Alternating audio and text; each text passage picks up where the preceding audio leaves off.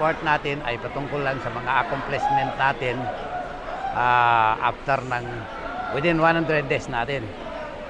So, about naman sa susunod na mga pagkakataon, siyempre yung mga plano na natin beyond sa 100 days natin.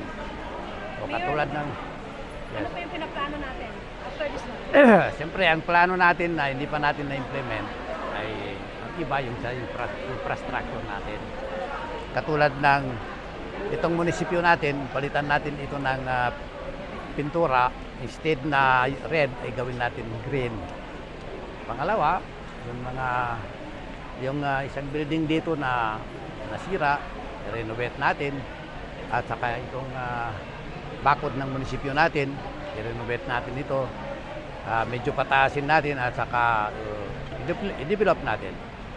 Pangatlo, yung triangle doon sa may crossing awang, develop natin yun para mapaganda pa.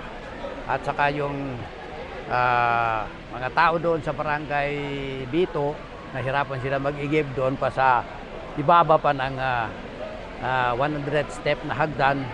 Kailangan makapunta na sa taas yung tubig nila para hindi na sila makababa. So lagyan natin ng makinayan, lagyan natin ng tangke para hindi na sila mahirapan mag-igib. Pang-apat, yung Sangguniang Bayan Hall, gawin natin yan na bawat isa sa kanila meron na opisina, so ipa-partition natin yung opisina nila. Panglima, yung sub-office natin, ni-renovate natin yan. Kasi nakita na ninyo na parang kinakalawang na at saka parang itsura na ng hindi na opisina.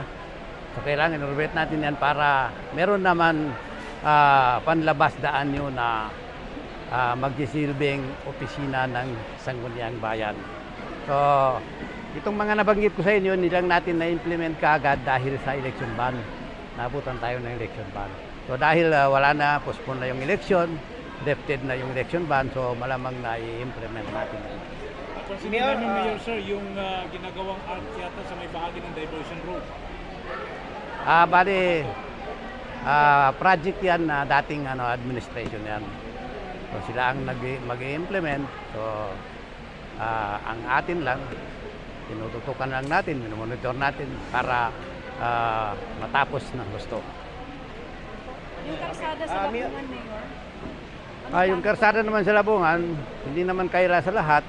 Nakauupo pa lang natin ay naggawa na tayo ng resolusyon, request, address sa DPWH, kasi under yan sa DPWH kasi National Highway yan eh.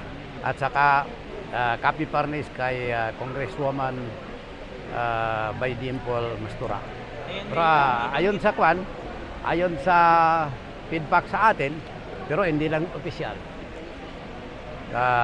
Baka daw next year baka ma-resolve na ang problema ng mga tao dyan.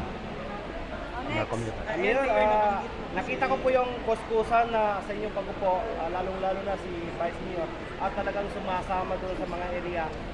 Ito ba ang ating mga puser dito ay talagang inyo pong lilipunin at upang pawakasan po na bawal na po ang droga sa bayan ng Datoodin?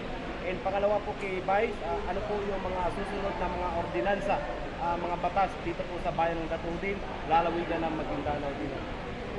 Patungkol sa mga poser at saka user ng pinagbabawal na gamot, talagang susumpuin namin yan sa abot ng aming makakaya.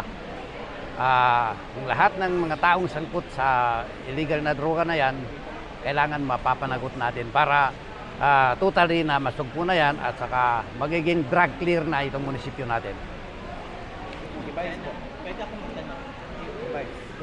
Okay, yung tanong mo, kung ano yung mga ordinansa na gagawin natin. Maraming ordinansa ang gagawin natin dito sa Datoodin, Sinsuan. Unang-una, yung liquor ban, nasabi ni Papa, yung pagbibenta ng alak. Hanapin lang namin sa barangay kung sino yung barangay na, limbawa, ang populated yung is Moro, bawal na yung liquor ban doon na ipapabili.